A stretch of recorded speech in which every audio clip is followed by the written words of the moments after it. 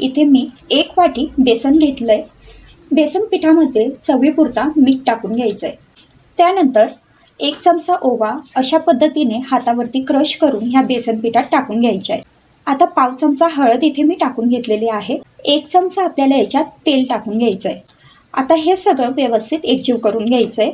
अशा पद्धतीने हे एकजीव झाल्यानंतर थोडं थोडं पाणी टाकून आपल्याला याचं बॅटर बनवून घ्यायचं आहे. पाणी अगदी थोडं थोडं टाकायचं, जशी आवश्यकता असेल तसं पाणी टाकायचं आणि त्यानंतर ह्या पद्धतीने हे सगळं एकजीव करत जायचं. गुठळ्या होऊ द्यायच्या नाहीत. अगदी सॉफ्ट आणि प्लेन असं बॅटर आपल्याला बनवायचं आहे. हे बॅटर खूप जास्त पातळ असायला नको, थोडंसं घट्ट बॅटर बनवायचं. या बॅटरमध्ये वाटत असेल तर आपण तांदळाचं पीठही ॲड करू शकतो. बॅटर तयार झालंय ते आपण बाजूला ठेवू आणि आता सारण बनवून घेऊ. एका कढईमध्ये मी 2 छोटे चमचे तेल टाकून घेतलंय. तेल चांगलं कडकडीत गरम होऊ द्यायचं आहे. त्यानंतर याच्यात थोडीशी मोहरी टाकून घ्यायची आहे. मोहरी व्यवस्थित तडतडू द्यायची आहे. मोहरी तडतडली की मग ह्याच्यात जिरं टाकून घ्यायचं आहे आणि जिरंसुद्धा व्यवस्थित तडतडू द्यायचं आहे. जिरं मोहरी तडतडल्यानंतर आपल्याला याच्यात कढीपत्त्याची पानं टाकून घ्यायची आहे. साधारण 7 ते 8 कढीपत्त्याची पानं इथे मी घेतलेली आहेत आणि सोबतच 8 ते 10 पुदिन्याची पानं अशा पद्धतीने चिरून घेतली आणि ते सुद्धा या फोडणीमध्ये मी टाकून घेतलेले आहेत. इथे मी हे वाटण टाकून घेते. तर ह्या वाटणामध्ये 4 ते 5 लसणाच्या पाकळ्या, 1 इंच आलं, 2 हिरव्या मिरच्या आणि थोडीशी कोथिंबीर हे मी मिक्सरमधून वाटून घेतलं होतं. हे वाटणसुद्धा या तेलामध्ये छान परतून घ्यायचं आहे. अशा पद्धतीने वाटण व्यवस्थित परतून झालेलं आहे. आता याच्यात काही मसाले टाकून घेऊ. तर ह्या मसाल्यांमध्ये अर्धा चमचा आपल्याला हळद टाकून घ्यायची आहे, 1 चमचा धने पावडर, अर्धा चमचा गरम मसाला आणि 1 चमचा आमचूर पावडर. आमचूर पावडर नसेल तर चाट मसाला किंवा लिंबाचा रस. आता हे सगळे एकजीव झाल्यानंतर उकडून घेतलेले 3 ते 4 बटाटे मी इथे कुस्करून टाकून घेतलेले आहेत. बटाटे टाकून घेतल्यानंतर याच्यात चवीपुरता मीठ टाकून घ्यायचं आहे. आता हे सगळं व्यवस्थित एकजीव करून घ्यायचं आहे आणि 2 ते 3 मिनटं शिजू द्यायचं आहे. अशा पद्धतीने हे सारण छान एकजीव झालेलं आहे. आता गॅस बंद करायचा आहे आणि हे सारण थोडंसं थंड होऊ द्यायचं आहे. सारण थंड झाल्यानंतर या सारणाचे अशा पद्धतीने छोटे छोटे गोलाकार गोळे तयार करून घ्यायचे. वडा आपल्याला किती मोठा हवा आहे त्या अंदाजाने आपण हे गोळे तयार करू शकतो. हे गोळे जसे मी गोल बनवले त्याच पद्धतीने तुम्ही थोडे चपटे गोळेसुद्धा बनवू शकतात. आता तेल व्यवस्थित गरम करून घ्यायचं आहे आणि त्यानंतर तेल गरम होतं आहे तोपर्यंत आपण जे बॅटर बनवून घेतलेलं आहे त्याच्यात अगदी 1 चिमूटभर आपल्याला खाण्याचा सोडा टाकून घ्यायचा आहे. खाण्याचा सोडा टाकल्यानंतर हे बॅटर व्यवस्थित मिक्स करून घ्यायचं आहे. पुन्हा आवश्यकता वाटत असेल तर इथे थोडंसं पाणी आपण ॲड करू शकतो. हे बघा, कन्सिस्टन्सी अशा पद्धतीने पाहिजे. खूप जास्त हे मिश्रण पातळ नको आणि खूप जास्त घट्टसुद्धा नको. आता आपण जे बटाट्याचं सारण बनवून घेतलं आहे किंवा बटाट्याचे जे बॉल्स बनवून घेतले ते या पिठामध्ये टाकून घ्यायचे आणि त्यानंतर अशा पद्धतीने हातानेच किंवा मग तुम्ही चमच्याचाही उपयोग करू शकता, तेलामध्ये सोडायचे. तेलामध्ये हे वडे टाकल्यानंतर लगेचच पलटण्याची घाई करायची नाही. याला आधी एका बाजूने थोडंसं व्यवस्थित तळून घ्यायचं आणि मगच हे वडे आपल्याला पलटून घ्यायचे. तुम्ही बघू शकतायत अशा पद्धतीने मध्यम गॅसवरती मी हे वडे तळून घेते.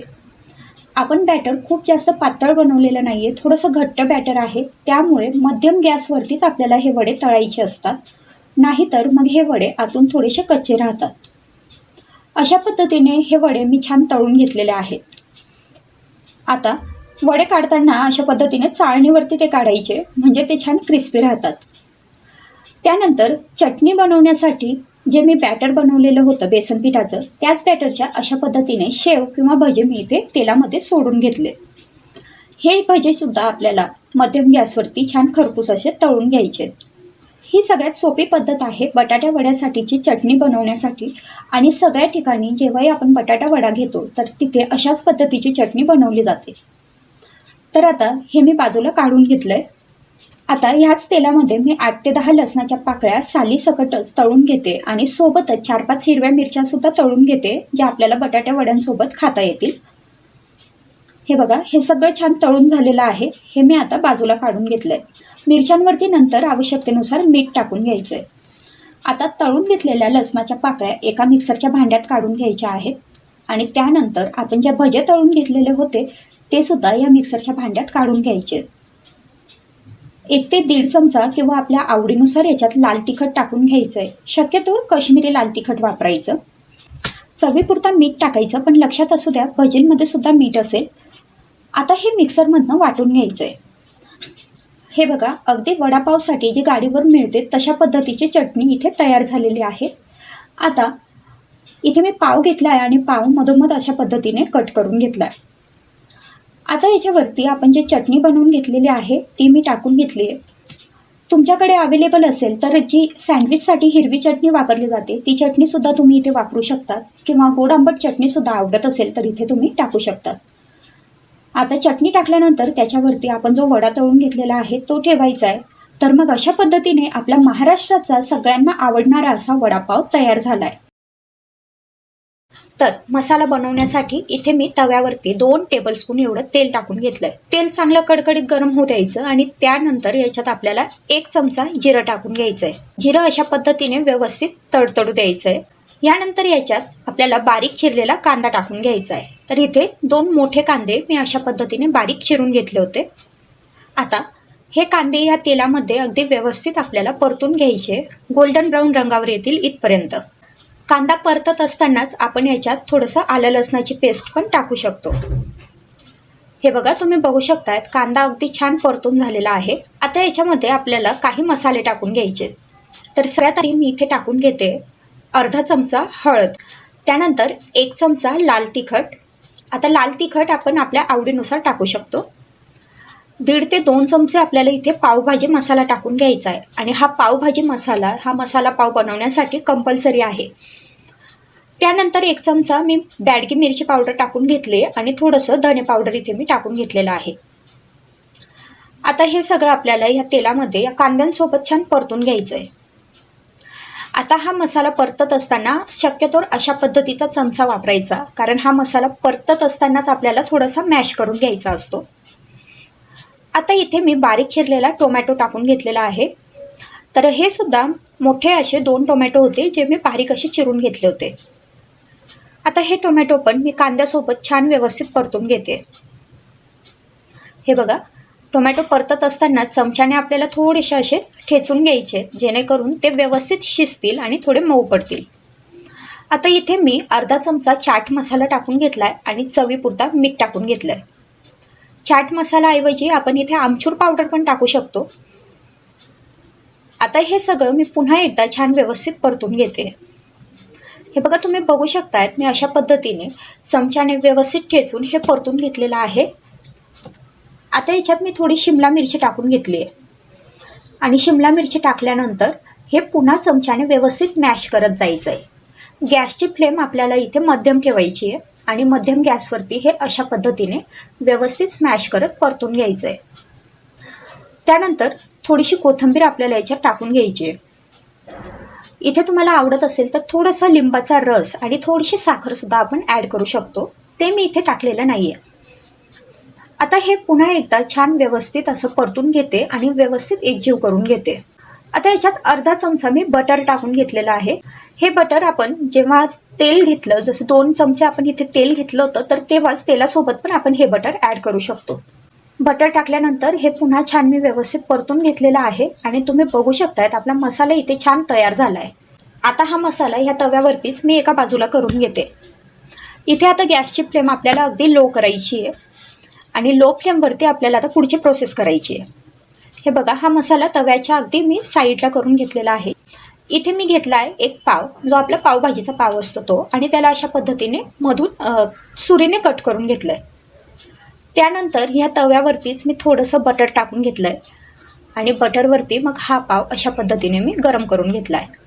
आता इथे आपण जो मसाला तयार करून घेतलेला आहे तो मसाला 2 ते 3 चमचे आपल्याला आवडेल तेवढा जे आपण पाव कट करून घेतला होता त्याच्यात भरून घ्यायचा आहे. हे बघा, अशा पद्धतीने मी हा मसाला इथे या पाववरती छान भरून घेतलेला आहे आणि त्यानंतर हा पाव आपल्याला 2 मिनटं फक्त या तव्यावरती छान भाजून घ्यायचा आहे. आता हाच मसाला ह्या पावाला अशा पद्धतीने वरून पण आपण लावू शकतो.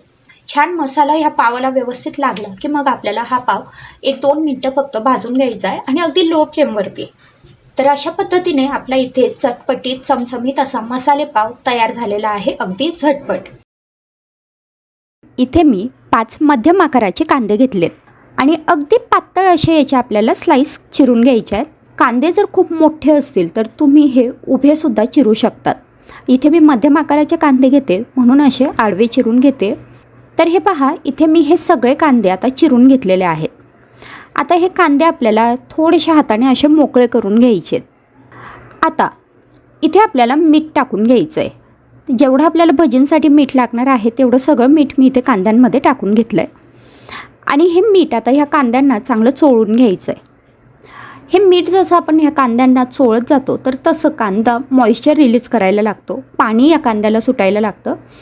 तर तेवढ्याच पाण्यात आपल्याला हे जे भजींचं पीठ आहे हे भिजवून घ्यायचं आहे. आपल्याला इथे एक्स्ट्रा पाणी वापरण्याची अजिबात गरज पडत नाही. तर आता 2-3 मिनटं फक्त मी हे जे कांदा आहे हा छान चोळून घेतला आहे. म्हणजे हे जे मीठ कांद्याला लागलं त्यामुळे कांद्यातून छान पाणी आता बाहेर आलेलं आहे. कांद्यामध्ये इथे मी अर्धा चमचा ओवा टाकून घेतला आहे आणि त्यासोबतच अर्धा ते पाऊण चमचा मी बॅडगी लाल तिखट टाकून घेतलं आहे. बॅडगी लाल तिखटऐवजी तुम्ही घरचंही तिखट वापरू शकतात, पण बॅडगी तिखटामुळे भजींना रंग खूप छान येतो. आता हे तिखट आणि ओवासुद्धा आपल्याला या कांद्यांमध्ये छान मिक्स करून घ्यायचे आहेत. तर अशा प्रकारे मी हे सगळे जिन्नस छान एकजीव करून घेते. हे एकजीव करत असतानाच कांदा चांगला चोळत जायचा, म्हणजे त्याचे जे सगळे पदर आहेत ते व्यवस्थित वेगवेगळे होत जातात. तर हे पहा, इथे हे सगळं आता मिश्रण तयार झालं आहे. ह्याच्यात आता आपल्याला बेसन पीठ टाकायचं आहे. तर मी इथे एक मोठी वाटी बेसन पीठ घेतलं आहे. जी आपली घरातली वाटी असते त्यातल्या मोठ्या वाटीचा जो आकार असतो तेवढं मी बेसन पीठ घेतलं आहे. आता हे बेसन पीठ आपल्याला थोडं थोडं करत ह्या कांद्यामध्ये टाकून घ्यायचं आहे. एकदम टाकायचं नाही, जशी आवश्यकता वाटेल तसं टाकत जायचं. कारण आपण कांदे किती मोठे किंवा छोटे घेतले त्याच्यावरती बेसन पिठाचं प्रमाण अवलंबून असेल. तर आता मी थोडं थोडं करत हे बेसन पीठ ह्या कांद्यामध्ये टाकत जाते आणि हे पहा, अशा प्रकारे एकजीव करत जायचं. कांद्याला जे पाणी सुटलं आहे त्यातच हे बेसन पीठ व्यवस्थित भिजलं जातं. आपल्याला वरून पाणी वापरण्याची गरज पडत नाही. तर आता हे पहा, हे मी बेसन पीठ इथे टाकून घेतलेलं आहे. आता जेवढं बेसन पीठ शिल्लक होतं ते सगळं मी इथे ह्या कांद्यामध्ये टाकून घेतलं आहे. ही एक अशी मध्यम आकाराची किंवा थोडीशी मोठी जी आपली घरातली वाटी असते तिचा मी इथे वापर केलेला आहे. आणि 1 वाटी बेसन पीठ इथे 5 जे कांदे होते त्याच्यासाठी मला अगदी व्यवस्थित प्रमाण झालेलं आहे. तुम्ही बघू शकतायत हे जे मिश्रण आहे हे आपल्याला असं ठेवायचं आहे. अगदी आपण नेहमीच्या भजींसाठी बॅटर बनवतो तसं बॅटर आपल्याला बनवायचं नाही आहे. असं थोडंसं कोरडं असं हे मिश्रण ठेवायचं आहे. तर आता आपलं हे जे मिश्रण आहे हे तयार झालं आहे. तर भजी बनवण्यासाठी सगळ्यात आधी तर इथे मी तेल गरम करायला ठेवलं आहे आणि आपण बॅटरमध्ये सोडा टाकलेला नाही आहे, त्यामुळे इथे मी 1 चमचा हे गरम तेल टाकून घेते, ज्यामुळे भजी कुरकुरीत होईल. सोडासुद्धा तुम्ही टाकू शकता, तुम्हाला आवडत असेल किंवा तुम्ही खात असाल तर. आता भजी बनवण्यासाठी जवळच एका वाटीमध्ये थोडंसं पाणी घेऊन ठेवायचं. पाणी बोटांना लावायचं आणि इथे आपण हे जे कांदा आहे याचं बॅटर घ्यायचं. हे बॅटर बोटांवरती असं पसरून घ्यायचं आणि पसरून आपल्याला ही भजी सोडायची आहे. गोल भजी सोडायची नाही, नाहीतर मग जे कांदा भजीचा जो आकार असतो तो येत नाही आणि टेक्स्चरसुद्धा सुंदर असं दिसत नाही. तर हे पहा, तुम्ही बघू शकताय तेल चांगलं गरम झाल्यानंतर मी तेलात हे भजे सोडून घेतलेत. आता गॅसची फ्लेम मध्यम करायची आणि मध्यम गॅसवरती हे जे भजे आहेत हे छान तळून घ्यायचे. सुरुवातीला तेल व्यवस्थित गरम करायचं, त्यामध्ये आपण भजी सोडली की नंतर गॅसची फ्लेम लो किंवा मिडियम करायची.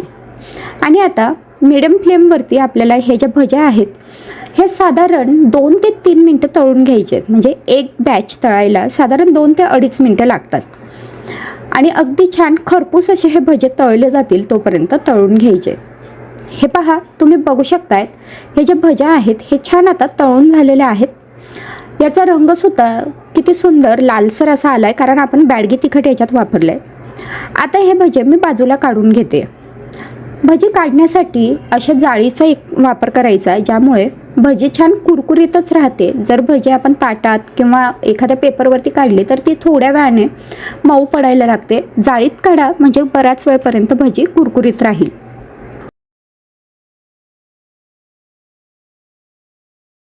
मी हे काही बटाटे घेतलेत आणि ते ह्याप्रमाणे मधोमध कट करून घेतलेत. आता एका कुकरच्या भांड्यामध्ये मी हे बटाटे ठेवून घेतलेत. आता जसं आपण वरण भाताचा कुकर लावतो त्याप्रमाणे आपल्याला हे बटाटे शिजवून घ्यायचे. तर कुकरमध्ये मी थोडं पाणी टाकून घेतलं आहे आणि त्याच्यात हा बटाटे ठेवलेला डबा ठेवून दिला आहे. बटाटे ठेवलेल्या डब्यात आपल्याला पाणी टाकायची गरज नाही आहे. तर आता मध्यम गॅसवरती 5-6 शिट्ट्या घेऊन मी हे बटाटे उकडून घेतले. तुम्ही बघू शकता बटाटे अगदी व्यवस्थित उकडले गेले. हे थंड झाले की मग याची साल काढून घ्यायची आहे. मी आता ह्या सगळ्या बटाट्यांचं साल काढून घेतलंय आणि ते हाताने व्यवस्थित कुस्करून घेते. आता आपण वाटण बनवून घेऊ. तर त्यासाठी इथे मी 2 हिरव्या मिरच्या घेतल्या, 3-4 लसणाच्या पाकळ्या घेतल्या आणि थोडंसं आलं घेतलंय. ते ह्याप्रमाणे मी ठेचून घेतलंय. आता एका कढईत थोडंसं तेल टाकून घ्यायचंय. खूप जास्त तेलाची गरज नाहीये, अगदी 1 ते 2 टेबलस्पून तेल पुरे होतं. तेल कडकडीत गरम झालं की मग ह्याच्यात जिरं टाकून घ्यायचंय आणि जिरं तडतडल्यावर कढीपत्ता टाकून घ्यायचा आहे. आता आपण जे वाटण बनवून घेतलंय ते वाटण मी ह्या तेलात टाकून घेतलंय आणि ते व्यवस्थित परतून घ्यायचंय. तुम्हाला जर बटाटा वडा खूप जास्त तिखट हवा असेल तर तुम्ही इथे हिरव्या मिरचीचं प्रमाण वाढवू शकता. थोडंसं धणे पावडर टाकून घेतली आहे, अर्धा चमचा हळद आणि अर्धा चमचा लाल तिखट मी इथे टाकून घेतलंय. थोडासा हिंग मी इथे टाकून घेतलाय आणि हे आता व्यवस्थित परतून घेते. आता हे सगळे मसाले परतले गेले की गॅस बंद करायचा आणि त्यानंतर मग हा बटाटा आपण या फोडणीमध्ये टाकून घ्यायचा आहे. थोडीशी कोथिंबीर मी इथे टाकून घेतलेली आहे आणि आता चवीपुरता मीठ मी इथे टाकून घेतलंय. तुमच्याकडे जर पुदिना असेल तर पुदिनाची पानंही तुम्ही इथे 2-3 ॲड करू शकता, त्यामुळे ही बटाट्या वड्याला खूप छान चव येते. आता हे सगळं व्यवस्थित मी मिक्स करून घेते. याप्रमाणे हातानेच हे मिक्स करून घ्यायचं. फक्त बघायचं की ते थोडंसं थंड व्हायला पाहिजे. तर आता हे छान मिक्स झालेलं आहे, तुम्ही बघू शकताय. तर आता बटाटा वडा बनवण्यासाठी इथे मी या सारणाचे गोळे तयार करून घेते. तर एक छोटा बॉल असतो त्या आकाराचे मी गोळे इथे तयार करून घेते, किंवा मग आपण चपाती बनवताना जेवढा पिठाचा गोळा घेतो त्या अंदाजाने किंवा त्या मापाचा गोळा आपण याचा बनवून घ्यायचा आहे. तर अशा पद्धतीने एक झालेला आहे. आता मी बाकीचे पण सगळे हे बटाट्याचे किंवा या सारणाचे गोळे तयार करून घेते. तर आता बटाटा वडा बनवण्यासाठीचे हे गोळे इथे तयार आहेत. आता आपण बॅटर बनवून घेऊ. तर बॅटर बनवण्यासाठी एका बाउलमध्ये मी एक मोठी वाटी बेसन पीठ घेतलं आहे. त्याच्यात पाव चमचा हळद टाकून घेतलेली आहे. चवीपुरता मीठ टाकून घ्यायचं आहे आणि अगदी चिमूटभर म्हणजे चुटकीभर फक्त आपल्याला याच्यात खाता सोडा टाकायचा आहे, म्हणजेच खाण्याचा सोडा टाकायचा आहे. आणि आता थोडं थोडं पाणी टाकून आपल्याला याचं बॅटर बनवून घ्यायचं आहे. तर जसं आपण भजींसाठी बॅटर बनवतो त्यापेक्षा थोडंसं किंचित पातळ असं आपल्याला याचं बॅटर बनवून घ्यायचं आहे. खूप जास्त पातळ करायचं नाही किंवा खूप जास्त घट्टही ठेवायचं नाही. भजींचं पीठ असतं अगदी तसंच बॅटर बनवलं तरीही चालेल. मी त्यापेक्षा थोडंसं पातळ बॅटर इथे बनवून घेतलं आहे. तुम्ही कन्सिस्टन्सी इथे बघू शकता. ह्याप्रमाणे आपल्याला हे बॅटर तयार करून घ्यायचं आहे. आता आपण वडे तळून घेऊ. तर त्यासाठी आपण जे बटाट्याच्या सारणाचा गोळा तयार करून घेतला आहे तो गोळा मी इथे या बेसन पिठाच्या बॅटरमध्ये ह्याप्रमाणे बुडवून घेतला आहे आणि सगळ्या बाजूने हे बॅटर त्या गोळ्याला लागेल ह्याप्रमाणे तो कव्हर करून घेतला आहे. आता चमच्यानेच हा बटाटा वडा आपल्याला गरम तेलात सोडायचा आहे. मध्यम गॅसवरती हा बटाटा वडा छान तळून घ्यायचा. तुम्ही बघू शकता की ह्याप्रमाणे आता मध्यम गॅसवरती मी हा बटाटा वडा तळून घेते. अशा पद्धतीने हा एक बटाटा वडा इथे तळून झालेला आहे. आता ह्याच प्रकारे मी बाकी उरलेले सगळे बटाटे वडे इथे तळून घेते. हाच वडा वापरून आपण वडापावही बनवू शकतो. तर मग अशा पद्धतीने आपला बटाटा वडा इथे तयार झाला आहे. इथे मी एका चाळणीत 4 मूठ भरतील एवढे पोहे घ्यायचे. जेवढ्या व्यक्तींसाठी आपल्याला पोहे बनवायचे तेवढे मूठ भरेल एवढे पोहे घ्यायचे. हे पोहे आता चाळून घेतले. चाळून घेतल्यानंतर यातला काही कचरा वगैरे असेल तो निवडून घ्यायचा आणि आता हे आपल्याला भिजवून घ्यायचे. तर पोहे भिजवण्यासाठी हे मी छान स्वच्छ धुवून घेतले आणि या चाळणीतच निथळत ठेवायचे, म्हणजे पोहे छान भिजतात. हे पहा, अशा पद्धतीने हे पोहे आता भिजण्यासाठी ठेवले. तोपर्यंत आपण फोडणी बनवून घेऊ. फोडणी बनवण्यासाठी कढईमध्ये 1 मोठा चमचा तेल घेतलं. आता याच्यात 4-5 चमचे शेंगदाणे टाकून घ्यायचे. तर साधारण एक डिश पोहेंसाठी एक आपला पोहे खाण्याचा चमचा फुल भरतील एवढे शेंगदाणे घ्यायचे. शेंगदाणे जेवढे जास्त असतील तेवढे या पोह्यांची टेस्ट छान लागते. आता मध्यम गॅसवरती हे शेंगदाणे ह्या तेलात छान खरपूस असे तळून घ्यायचे. तर हे पहा, तुम्ही इथे बघू शकतायत हे जे शेंगदाणे आहेत छान खरपूस असे तळले गेलेत. त्याचा रंग बदललेला आहे. हे तळताना मध्यम गॅसवरतीच तळायचे, हाय फ्लेमवर तळायचे नाहीत. मध्यम गॅसवर तळले तर खूप छान खरपूस तळले जातात. शेंगदाणे बाजूला काढून घेऊ. आता शिल्लक असलेल्या तेलातच पाव चमचा मोहरी आणि 1 चमचा जिरं टाकून घेतलं. आता हे जिरं आणि मोहरी चांगले तडतडू द्यायचे. हे पहा, जिरं मोहरी तडतडले की मग याच्यात हिरवी मिरची टाकून घ्यायची. इथे मी 2 ते 3 हिरव्या मिरच्या बारीक चिरून टाकून घेतल्या आणि 5-6 कढीपत्त्याची पानं टाकून घेतले. तर इथे आपल्याला किती तिखट पोहे हवेत त्या अंदाजाने आपण हिरवी मिरची घेऊ शकतो. तसंच मिरच्या किती तिखट आहे यावरती सुद्धा मिरचीची क्वांटिटी डिपेंड असते. आता हिरवी मिरची आणि कढीपत्ता मिनिटभर तेलात परतून घेतला. त्यानंतर याच्यात बारीक चिरलेला कांदा टाकायचा आहे. इथे मी एक मध्यम आकाराचा कांदा बारीक चिरून टाकून घेतला. कांदासुद्धा या तेलात चांगला परतून घ्यायचा. हलका सोनेरी रंगावर येईल इतपत आपल्याला हा कांदा परतून घ्यायचा आहे. खूप जास्तही परतायची गरज नाही. तर हे पहा, कांदा इथे छान परतून झाला आहे. आता याच्यात 1 चमचा हळद टाकायची आहे. त्यासोबतच पाव चमचा तुम्ही हिंगही इथे टाकू शकतात. आता हे थोडंसं परतून घेतलं. त्यानंतर याच्यात भिजून घेतलेले पोहे टाकायचे. हे पोहे तेलात टाकताना अशा पद्धतीने थोडेसे मोकळे करत टाकायचे, म्हणजे पोहे अगदी पटकन आपल्याला या फोडणीमध्ये मिक्स करता येतात. आणि दुसरी गोष्ट, ते चिवट होत नाहीत किंवा मग त्याचे गोळे तयार होत नाहीत. तर हे पहा, आता हे पोहे ह्या तेलामध्ये आपल्याला परतून घ्यायचे. त्याआधी आपण ह्याच्यात चवीपुरता मीठ टाकून घेऊ. तर इथे मी 1 चमचा मीठ टाकून घेतलं. त्यासोबतच 1 मोठा चमचा भरेल एवढी साखर टाकून घेतली. साखर टाकल्यामुळे पोहेंची टेस्ट खूप छान लागते. आता हे पोहे छान परतून घेऊ. हे परतताना गॅसची फ्लेम मध्यम ठेवा. सुरुवातीला हे जरी कोरडे वाटत असले तरी आपण ह्याच्यात थोडंसं पाण्याचा शिंपडा देणार आहोत, त्यामुळे पोहे छान सॉफ्ट असे तयार होतील. तर मी इथे थोडंसं पाणी शिंपडून घेतलं आहे, साधारण 4-5 चमचे, आणि वरून लगेच झाकण ठेवायचं. मध्यम गॅसवरती आता हे पोहे 2-3 मिनटं छान वाफू द्यायचे. हे पहा, 2-3 मिनटं झालेले आहेत आणि पोहे छान अगदी वाफून झालेत. तुम्ही बघू शकताय. आता हे खूप छान सॉफ्ट असे तयार झालेले आहेत, शिवाय हे चिकटही होत नाहीत. आता याच्यात आपल्याला लिंबाचा रस टाकून घ्यायचा आहे. तर 1 ते 2 चमचे भरेल एवढा लिंबाचा रस टाकून घ्यायचा, किंवा मग एक मध्यम आकाराचा लिंबू असेल तर तो अर्धा लिंबू याच्यात टाकून घ्यायचा आहे. त्यानंतर लगेचच आपण तळून घेतलेले जे शेंगदाणे आहेत त्यातले अर्धे शेंगदाणे इथे टाकून घ्यायचे. आता थोडीशी कोथिंबीर टाकून घेतली आणि पुन्हा वरून एखादं ताट झाकायचं आणि हे जे पोहे आहेत हे पुन्हा 2-3 मिनटं छान वाफवून घ्यायचे, म्हणजे ही जी कोथिंबीर किंवा लिंबाचा जो फ्लेवर आहे तो या पोहेंमध्ये उतरेल. तर हे पहा, 2-3 मिनटानंतर पोहे छान वाफून झालेत. तुम्ही बघू शकतायत, खूप सुंदर हे पोहे दिसत आहेत. चवीला सुद्धा खूप छान लागतात. आता हे पुन्हा एकजीव करून घेऊ. पोहे जेव्हा आपण एकजीव करतो तर तेव्हा हलक्या हाताने एकजीव करायचे, नाहीतर मग हे पोहे थोडेसे गाळ होतात किंवा मग तुटायला लागतात. आता पोहे एकजीव झालेत. तर इथे आपले हे मस्त गरमागरम पोहे तयार झालेत. आता हे असे गरम असताना सर्व करायचे. एका डिशमध्ये छान पोहे घेतले, त्यावरती थोडीशी कोथिंबीर टाकून घ्यायची. त्यासोबतच सुक्या खोबऱ्याचा किस इथे टाकून घेतलेला आहे, यामुळे पोह्यांची टेस्ट खूप छान लागते. तळून घेतलेले शेंगदाणे थोडेसे टाकायचे आणि वरून मस्त शेव टाकायची, जी आपली 0 नंबरची शेव येते ती शेव वरून टाकून घेतली आणि त्याच्यावरती छान कट केलेला लिंबू ठेवायचा, म्हणजे आपले छान गरमागरम असे वाफळलेले पोहे तयार होतात.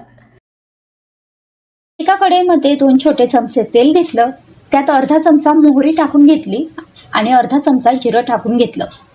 आता जिरं मोहरी चांगले तडतडले की याच्यात बारीक चिरलेला कढीपत्ता टाकून घेतला आणि त्यानंतर एक छोटा कांदा बारीक चिरून ह्याच्यात टाकून घेतला. आता कांदा सोनेरी रंगावर परतून घ्यायचा आहे. त्यानंतर त्याच्यात 1 चमचा आलं लसणाची पेस्ट, 1 चमचा लाल तिखट टाकून घेतलं, अर्धा चमचा हळद टाकून घेतली. तिखटाची क्वांटिटी तुम्ही तुमच्या आवडीप्रमाणे कमी जास्त करू शकतात. पाव चमचा गरम मसाला टाकायचा आणि थोडासा बारीक चिरलेला टोमॅटो आणि बारीक चिरलेली कोथिंबीर टाकायची. हे सगळं परतून झालं की त्यात उकडून घेतलेले बटाटे टाकायचे आणि हे बटाटे ह्या पद्धतीने चांगले कुस्करून घ्यायचे. तर हे पहा, बटाटे इथे टाकून झालेले आहेत. चवीपुरता मीठ टाकायचं आहे आणि 2-3 मिनटं ही भाजी चांगली परतून घ्यायची आहे. आता आपण बॅटर बनवून घेऊ. इथे एका भांड्यात एक मोठी वाटी बेसन पीठ घेतलं. त्यात पाव चमचा हळद टाकून घेतली. चवीपुरता मीठ टाकून घेतलेलं आहे आणि आता थोडं थोडं पाणी टाकून हे आपल्याला छान एकजीव करून घ्यायचं आहे. हे पहा, असं अगदी चांगलं फेटून घ्यायचं. बॅटर फेटून झाल्यानंतर इथे मी काही ब्रेडचे स्लाइसेस घेतले आणि त्याचे जे काठ आहेत ते काढून घेतलेत. हे काठ नाही काढले तरी सुद्धा चालेल आणि त्रिकोणी आकारात हे ब्रेड मी कट करून घेतले. आता आपण जी बटाट्याची भाजी बनवली होती ती ह्या ब्रेडच्या एका भागावर टाकायची आणि त्यावरती ब्रेडचा दुसरा भाग अशा पद्धतीने बंद करून घ्यायचा. आता हे जे सँडविच आहे हे आपल्याला या बेसन पिठामध्ये चांगलं बुडवून घ्यायचं आहे. आपण बटाटा भजी कशी तळतो तशा पद्धतीने आपल्याला हे आता तळून घ्यायचं आहे. गॅसची फ्लेम हाय ठेवायची. जेव्हा आपण हे जे पॅटीस आहे किंवा हा जो पकोडा आहे हा तेलात टाकू, तेल कडकडीत गरम पाहिजे. त्यानंतर गॅसची फ्लेम मध्यम करायची आणि मध्यम गॅसवरती आपल्याला हा जो पकोडा आहे हा चांगला तळून घ्यायचा आहे. तर अशा प्रकारे हे आपले ब्रेड पकोडे म्हणा किंवा पाववडा म्हणा किंवा मग याला ब्रेड पॅटीसही म्हणू शकतात, हे तयार झालेत. इथे मी 2 मध्यम आकाराचे बटाटे घेतलेत. ते अशा पद्धतीने अगदी बारीक त्याचे काप करून घ्यायचेत. आता एका बाउलमध्ये 1 वाटी बेसन पीठ घेतलं आहे. यासोबतच तुम्ही 2 चमचे तांदळाचं पीठही ॲड करू शकतात. पाव चमचा हळद, चवीपुरता मीठ टाकून घेतलं. अर्धा चमचा किंवा आपल्या आवडीप्रमाणे लाल तिखट टाकायचं आहे. थोड्याशा ओवा टाकून घेतल्या आहेत आणि 2-3 चमचे कोथिंबीर टाकून घेतली आहे बारीक चिरून. आता हे सगळं चांगलं एकजीव करून घ्यायचं आहे. आता थोडं थोडं पाणी टाकून आपल्याला याचं बॅटर बनवून घ्यायचं आहे. एकदम खूप जास्त पाणी टाकायचं नाही, थोडं थोडं पाणी टाकायचं आणि हे सगळं चांगलं एकजीव करत जायचं आहे. आता ह्या स्टेजलाच तुम्ही चिमूटभर खाण्याचा सोडासुद्धा ॲड करू शकतात, पण मी इथे सोडा टाकलेला नाही आहे. हे सगळं चांगलं एकजीव करून घ्यायचं आहे. हे पहा, तुम्ही बघू शकताय इथे आपलं हे बॅटर तयार झालेलं आहे आणि कन्सिस्टन्सी तुम्ही बघू शकताय. रनिंग कन्सिस्टन्सीचं आपल्याला हे बॅटर बनवून घ्यायचं आहे. इथे मी बटाट्याचं एक काप घेतला, तो ह्या बॅटरमध्ये व्यवस्थित घोळून घेतला. त्यानंतर अशा प्रकारे चमच्याने घेऊन आपल्याला याची भजी तळून घ्यायची. भजी तळण्यासाठी तेल आधी कडकडीत गरम करायचं. त्यात हे बटाट्याचे काप बॅटरमध्ये घोळून मग ह्या तेलात टाकायचे. गॅसची फ्लेम मध्यम करायची आणि मध्यम गॅसवरती या भज्या चांगल्या खरपूस अशा तळून घ्यायच्या. तर इथे मी सुरुवातीला हे 2च बटाट्याचे काप टाकून ह्या भज्या तळून दाखवते. तर हे पहा, अशा प्रकारे ह्या भज्या चांगले सोनेरी होतील इथपर्यंत आपल्याला तळून घ्यायचे. तुम्ही बघू शकतात आपले हे छान खरपूस अशा बटाट्याच्या भज्या इथे तळून झालेल्या आहेत आणि अशा प्रकारे मी बाकी सगळ्या भज्या तळून घेतल्या आहेत.